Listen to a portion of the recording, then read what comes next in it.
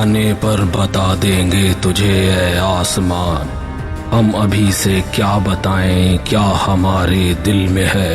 खींच कर लाई है सबको कत्ल होने की उम्मीद। आशिकों का आज जमघट कूचाए कातिल में है। सरफरोशी की तमन्ना अब हमारे दिल में है लिए हथियार दुश्मन ताक में बैठा उधर, और यार हैं सीना लिए अपना इधर।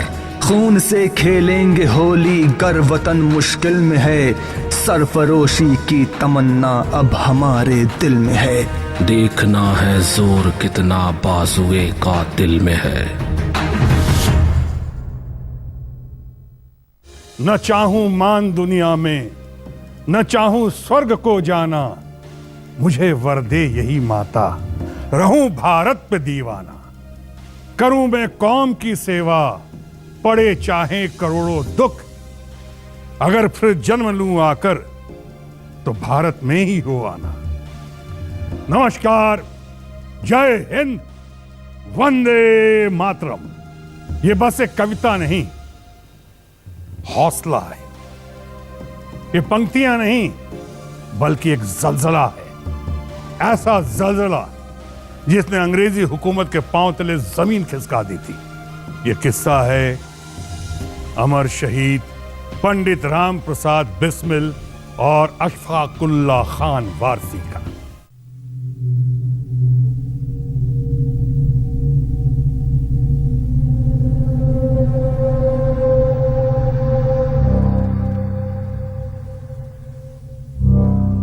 हमें आम लोगों के घर में डकैती नहीं करनी चाहिए। ये वो लोग हैं अशफाक, जो गलत तरीकों से धन कमाते हैं। फिर भी अगर हम ऐसा कुछ भी करते हैं तो समाज में गलत संदेश पहुंचेगा। हमें आम लोगों को अपने साथ जोड़ना है, उन्हें खुद से दूर नहीं करना। पंडित जी, क्यों ना हम सरकारी खजाने को लूटें? खजाना? पंडित जी क्या बात कर रहे हैं? क्यों नहीं, वो पैसा भी तो हमारा अपना है, वो हमारे देश का पैसा है। अंग्रेज हमसे लूटते और हमें ही गुलाम बनाते हैं, क्यों नहीं? मुझे लगता है ये सही है, पर योजना ठोस होनी चाहिए। लेकिन अंग्रेजों को ये हमारी खुली चेतावनी होगी। हाथ धोकर पीछे पड़ जाएंगे वो लोग हमारे, और हमारा दल इतना मजबूत भी नहीं है कि ऐसी दबिश झेल पाए। वैसे भी वो कौन सा हमें छोड़ने वाले हैं अशफाक? हम अभी भी तो उनकी आंखों की किरकिरी ही बने हुए हैं। बात तो आप सही कह रहे हैं। हाँ, अगर हमारे पास कोई अच्छी योजना हो तो हम लोगों में हिम्मत की कोई कमी नहीं है। क्या कहते हैं पंडित जी? बिल्कुल, हमें तो बस इसको चलाने का सुअवसर चाहिए, बस।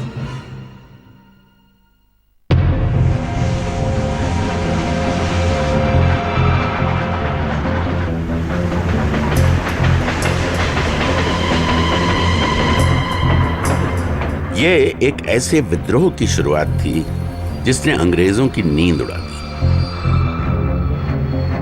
एक ऐसा कांड जिसने दिखा दिया कि आजादी के मतवाले दमन से टूटने वाले नहीं थे। एक ऐसा वाक्य जिसने दिखाया कि ये जरूरी नहीं कि आपकी संख्या कितनी है, हौसला हजारों की फौज पर भारी पड़ता है। काकोरी के उन हिम्मती शेरों के परिचय से पहले वक्त में कुछ और पीछे चलते हैं। 1911 की बात है।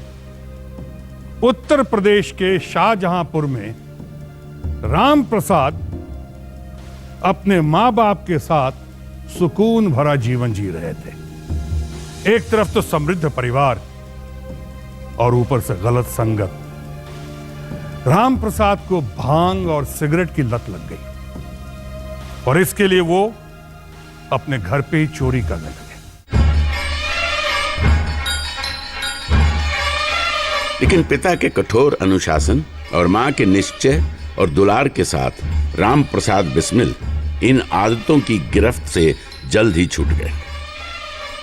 उनकी शिक्षा अभी तक उर्दू मिडिल में चल रही थी, अब वो अंग्रेजी पढ़ने भेज दिए गए। साथ ही वो घर के नजदीक एक मंदिर में भी आने जाने लगे। पर नियति ने उनके लिए कोई और ही रास्ता तय कर रखा था। पंडित राम प्रसाद बिस्मिल अपने आसपास की दुनिया से वाकिफ हो रहे थे। यूं तो उनका अपना जीवन आराम से चल रहा था, पर देश के हालात उन्हें परेशान करने लगे।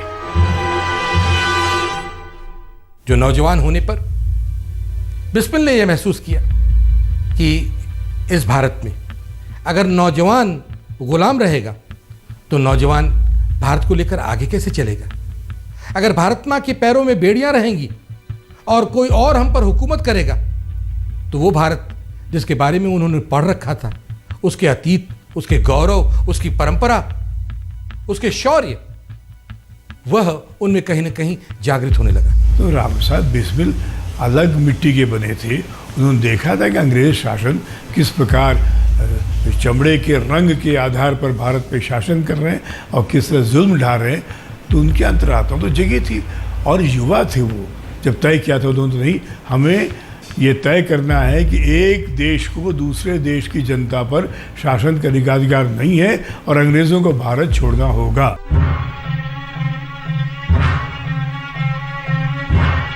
एक बार लूट के लिए सदस्य निकले तो पुलिस को खबर लग गई। मुठभेड़ हुई। बड़ी मुश्किल से यमुना में कूदकर पंडित राम प्रसाद ने अपनी जान बचाई।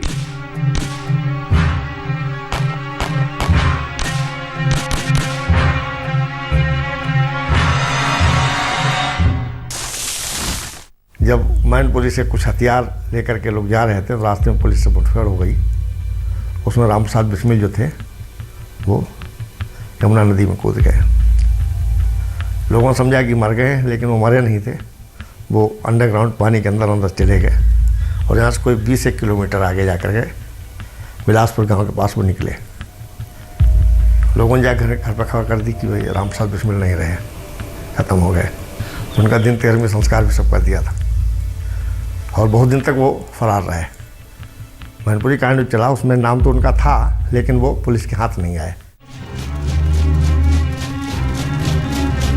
1 साल तक पंडित राम प्रसाद अंडरग्राउंड रहे। इस दौरान राम, अज्ञात और बिस्मिल के नाम से उन्होंने कई कविताएं और किताबें लिखी।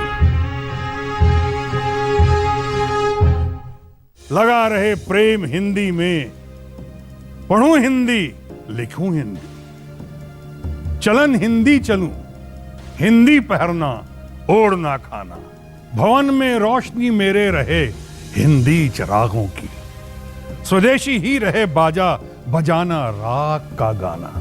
शुरुआती दिनों में राम प्रसाद बिस्मिल की लिखी हुई ये कविता की पंक्तियां उनकी सोच का आईना थी, लेकिन किसी भाषा या कौम का क्रांति से क्या लेना देना। और ये बातें राम प्रसाद बिस्मिल को भी समझ में आने वाली थी। फरमाइए। सलाम अलैकुम, मैं अशफाक। जी, मैं रियासतुल्लाह खान का छोटा भाई। रियासतुल्लाह खान आपके साथ मिडिल में पढ़ते थे ना? हाँ हाँ हाँ हाँ हाँ, याद है मुझे। आओ बैठो।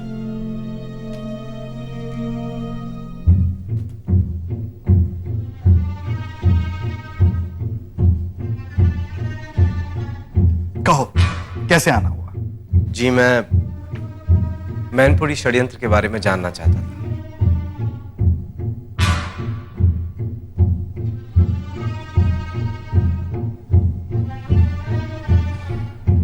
भाई देखो, मैं तो केवल कविताएं लिखता हूं। लगता है सरकार को कोई गलतफहमी हो गई है। शायद कुछ लोगों ने गलत जानकारी दे दी होगी। जी, मुझे आपकी कविताएं बेहद पसंद है, लेकिन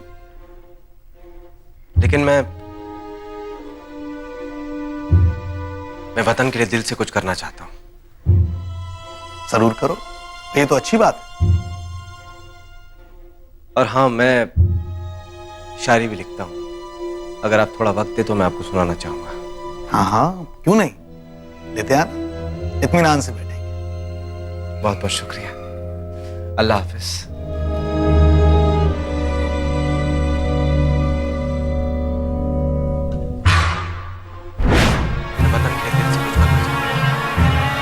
बिस्मिल ने अशफाक से बातें तो कर ली, लेकिन अशफाक उनकी जुबान की बेरुखी में दिल का बंद दरवाजा भांप चुके थे। ये वो दौर था जब हिंदुओं और मुसलमानों के बीच भारी अविश्वास था। पुलिस में भर्ती कराकर या फिर मुखबिर बनाकर ब्रिटिश सरकार मुसलमानों को साथ मिलाना चाहती थी और इस क्रम में हिंदुओं और मुसलमानों के बीच दरार डालकर क्रांति का गला घोटना चाहती थी। पंडित राम प्रसाद बिस्मिल का उर्दू ज्ञान एक तरफ, लेकिन क्रांति के पथ पर किसी मुसलमान का साथ उन्हें मंजूर नहीं था। तो उसके बाद राम प्रसाद बिस्मिल ने एज ए बड़े भाई के नाते उन्हें मना किया, लेकिन उन्होंने मना किया कि उनको शुरू में यकीन नहीं हुआ था, क्योंकि अशफाकुल्ला खां के नाना ब्रिटिश हुकूमत में डिप्टी हुआ करते थे, उनके पिताजी कोतवाल हुआ करते थे और जिम्मेदारी भी थी। तो उन्हें शक था कि कहीं ये इस लड़ाई में हमारा साथ छोड़ ना दें, इसलिए उन्हें यकीन नहीं हुआ था और इन्होंने इसलिए मना भी किया था।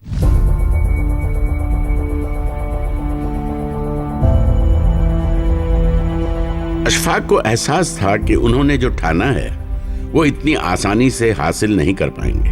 वो भी अपनी कोशिशों में लगे रहे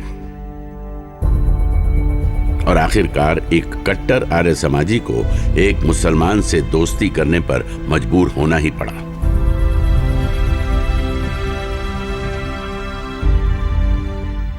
दोनों शाहजहांपुर के रहने वाले थे। बड़ी छोटी जगह थी, हालांकि शुरू में दूरी थी मजहब की वजह से, लेकिन बाद में दोनों का इरादा नेक था, मकसद साफ था।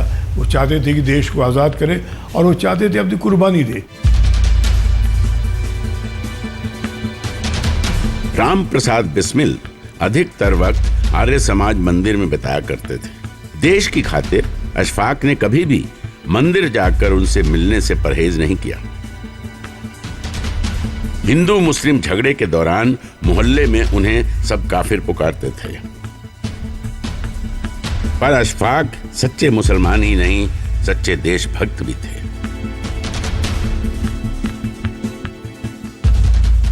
पार्टी में कई साथी थे जो राम प्रसाद बिस्मिल को आगाह करते थे कि मुसलमानों पर भरोसा नहीं करना चाहिए, आप बहुत ज़्यादा मुसलमान व्यक्ति पर भरोसा कर रहे हैं।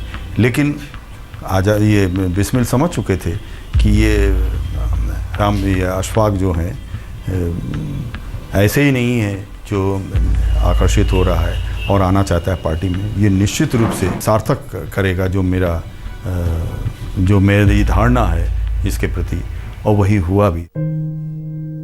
राम राम राम। अशफाक अशफाक राम। अरे लगता दिल का दौरा पड़ा। अरे मोहसिन तू ऐसा कर, तू हकीम साहब को बुला के ला जल्दी। राम राम। अरे काफिर बेहोशी में क्या अनाप शनाप बड़बड़ा रहा है। अरे अल्लाह अल्लाह बोल, तेरी आंखें भी खुलेगी। राम। अशफाक अशफाक अशफाकुल्लाह, अशफाक, सब खैरियत है ना भाई? राम। लो, ये खुदा को नहीं इस राम को याद कर रहा था। इस जोड़ी के साथ क्रांति को एक नई ताकत मिल रही थी।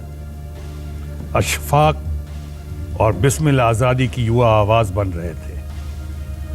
1921 में कांग्रेस अधिवेशन में पूर्ण स्वराज का प्रस्ताव पारित हुआ तो बिस्मिल और अशफाक इसमें शामिल थे। महात्मा गांधी पूर्ण स्वराज के प्रस्ताव के खिलाफ थे, लेकिन युवाओं के आक्रोश के आगे उन्हें हार माननी पड़ी।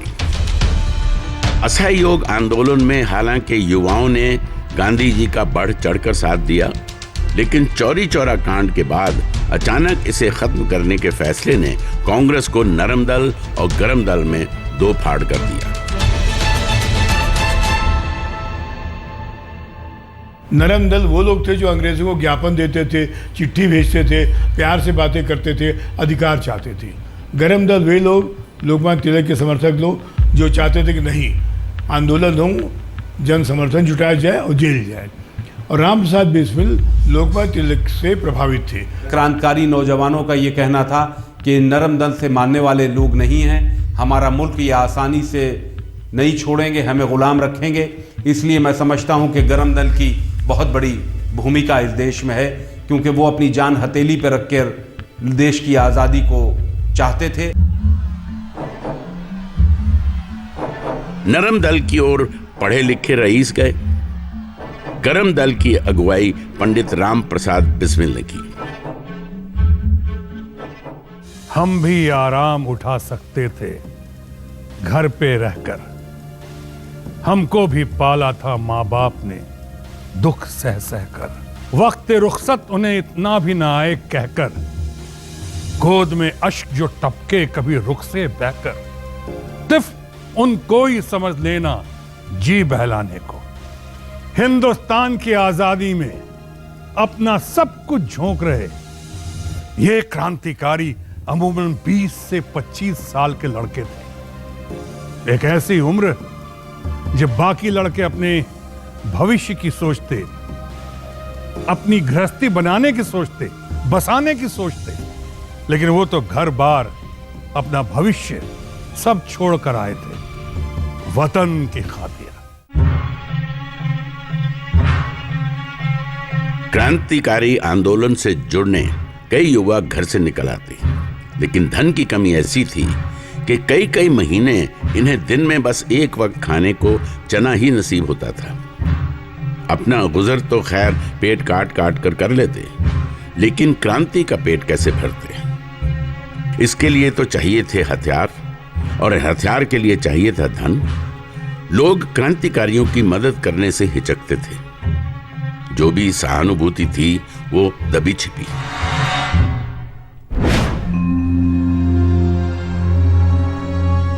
धन की पूर्ति के लिए कुछ जगहों पर डाका डाला गया, लेकिन एक तो कोई बड़ी रकम हाथ नहीं आ रही थी, दूसरा ये डर कि लूटपाट से लोगों के दिलों में क्रांतिकारियों के लिए नफरत न भर जाए। ये तय हुआ कि अगला निशाना सरकारी खजाने को ही बनाना है। नौजवान पीढ़ी जो थी ये चाहती थी कि भाई हम लोग रह करके ब्रिटिश एम्पायर को हम लोग चुनौती दें, और चुनौती देने के लिए इनके पास एक ही रास्ता ये सोचते थे कि केवल शांतिमय तरीके से नहीं, हम इनको एक्शन करके इन लोगों को दें। एक दफा राम प्रसाद बिस्मिल ट्रेन से सफर कर रहे थे। ट्रेन में उन्होंने एक संदूक देखा। जानकारी हासिल करने पर उन्हें पता चला कि इसमें सरकारी खजाना है। उन्होंने फौरन ही योजना तैयार कर ली। फिर लखनऊ जब ट्रेन रुकी तो बक्सा उतारा गया। बक्सा उतार कर गया स्टेशन पर, तो इन्होंने देखा कि बक्से में ताला नहीं बंद है, केवल कुंडी बंद है, ताला नीचे से लगाया हुआ है, टांगा हुआ है, और हर थैली आती है हर स्टेशन का, उसी में डाल दिया जाता है। तो इन्होंने कहा इसको बहुत आसानी से लीज पैसे को लिया जा सकता है, छीना जा सकता है।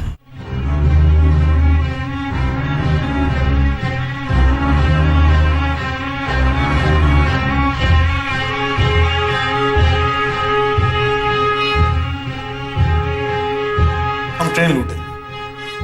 ट्रेन? पूरी की पूरी ट्रेन? नहीं, इंजन के पीछे वाले डिब्बे में एक संदूक होता है, उसमें एक बड़ा सा ताला होता है, उस ताले में होती है सरकारी पूंजी। पर ऐसा कैसे करेंगे? ट्रेन में तो कड़ी सुरक्षा होती है। दरअसल अंग्रेजों को यह उम्मीद ही नहीं है कि कोई ऐसी हिमाकत भी कर सकता है, इसलिए उसके इर्द गिर्द सिर्फ एक ड्राइवर होता है। तो फिर सभी क्रांतिकारियों को खबर भिजवा दें? नहीं, उसकी जरूरत नहीं पड़ेगी।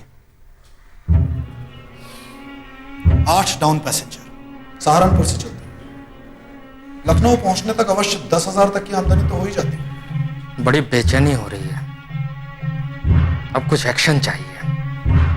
आप बताइए करना क्या है बस।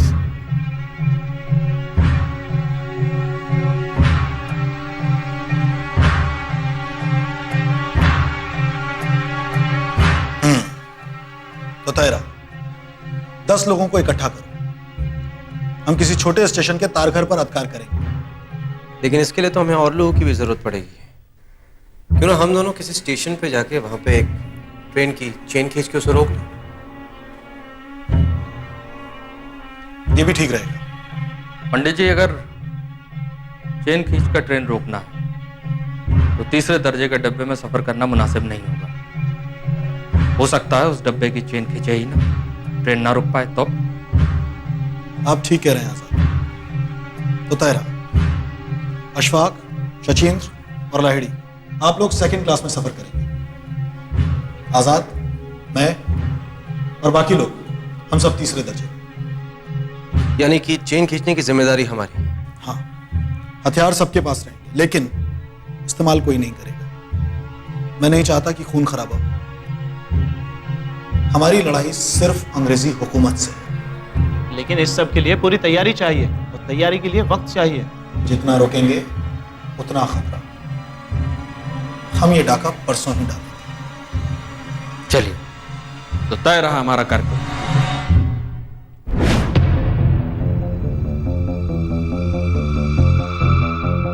ये एक ऐसी योजना थी जिसके सफल होने की गुंजाइश कम थी।